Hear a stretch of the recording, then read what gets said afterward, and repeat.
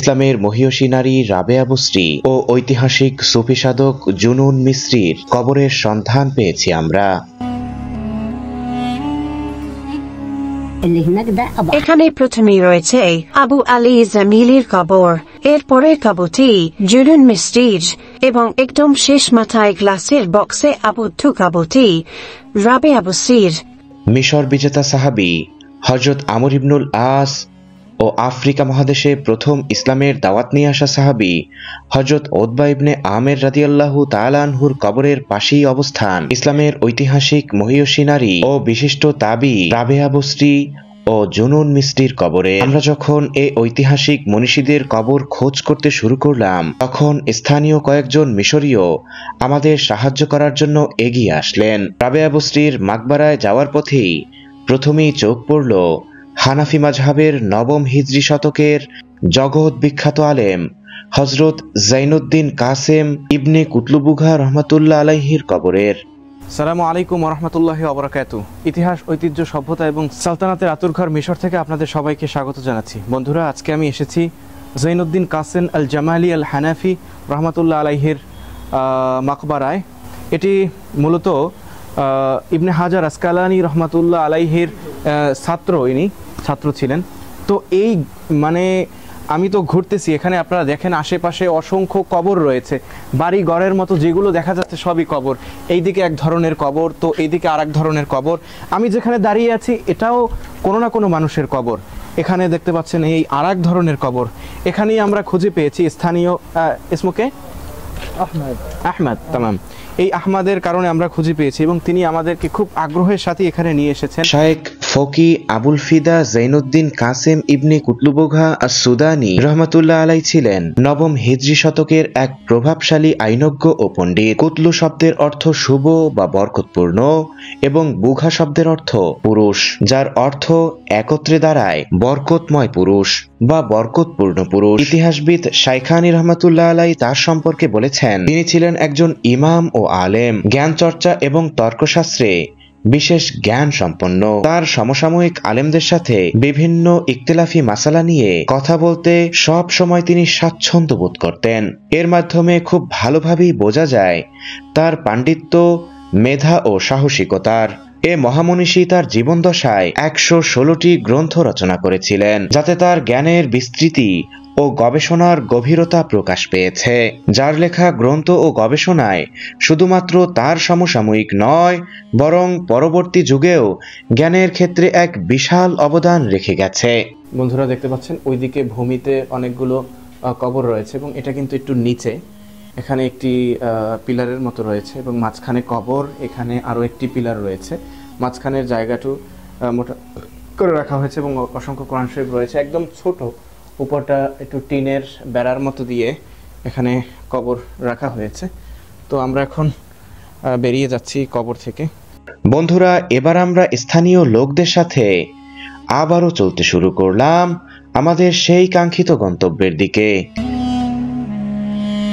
বন্ধুরা, পথিমধ্যেই জুনুন মিসরি এবং রাবেয়া আদওয়াতি বা রাবেয়া বসরির কবরের যেতে সর্বপ্রথম যে কবরটি বাজবে সেটা হচ্ছে ইমাম উসমান জাইলি আল হানাফি। জগৎশ্রেষ্ঠ প্রখ্যাত আলেম ও হানাফি মাযহাবের একজন আইনজ্ঞ ও ফকি ছিলেন, যিনি হাবশার জাইলি নামক গ্রামে জন্মগ্রহণ করেন এবং 705 হিজরিতে কায়রোতে মৃত্যুবরণ করেন। বন্ধুরা, এবার সকল প্রতীক্ষার অবসান ঘটেছে।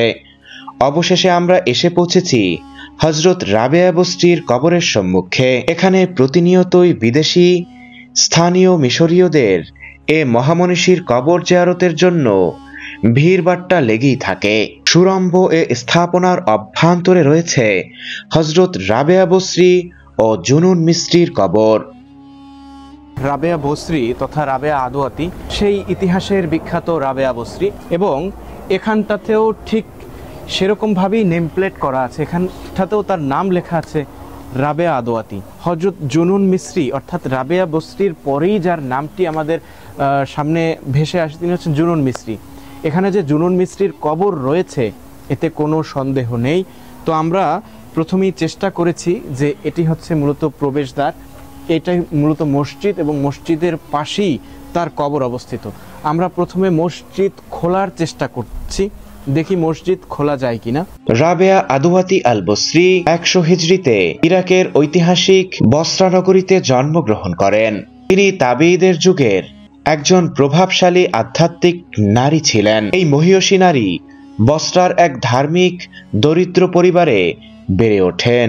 তার পিতা ছিলেন অত্যন্ত ধর্মপ্রাণ ব্যক্তি। পরিবারের চতুর্থ কন্যা হওয়ায় তার নাম রাখা হয় রাবিয়া, যার অর্থ চতুর্থ। শৈশব থেকেই এই মহিয়সী নারী তার সংগ্রামী জীবনে পদার্পণ করেন।